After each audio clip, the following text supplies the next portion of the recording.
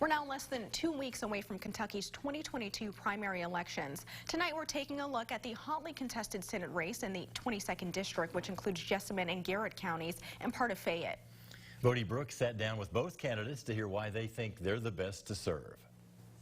That's right, Marvin and Imani. Republican District 22 Senator Donald Douglas is defending a primary challenger, small business owner Andrew Cooper-Ryder, in this race that has gained a lot of attention. Both call themselves conservative, but Cooper-Ryder is making the case to be an outsider candidate, while Douglas hopes voters see a record worth building on in another term in Frankfort.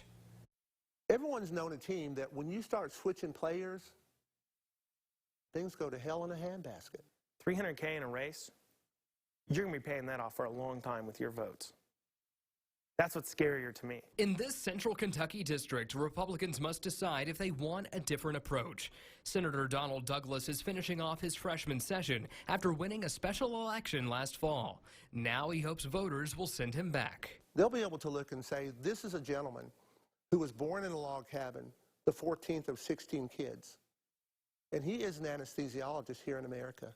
And not only is he an anesthesiologist, he's the first black American Republican senator. Dr. Douglas carried bills this year to help stroke and opioid abuse victims, but believes there's more work to do on immigration, education, and tax reform. He says running has given the opportunity to inspire other people of color and refutes claims of being a token to the GOP. I heard some of those words, but you know, change can be scary. Coffee shop owner Andrew Cooper-Ryder made headlines during the COVID-19 pandemic for refusing to shut down, saying he had no other choice.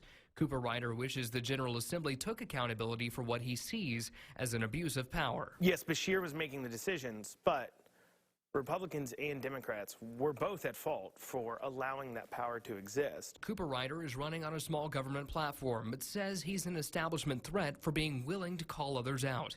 He says Douglas's resolution to end the COVID-19 pandemic was purely political. Because Douglas is running against me in a primary. That's it. We don't need a debate about that. That's why.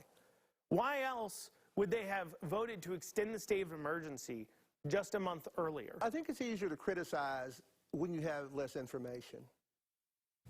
Cooper-Ryder and Douglas will face off in a debate tomorrow night at Wilmore City Hall. The winner of the primary on May 17th will go on to face Democrat challenger Chuck Eddy in November. Marvin, Imani.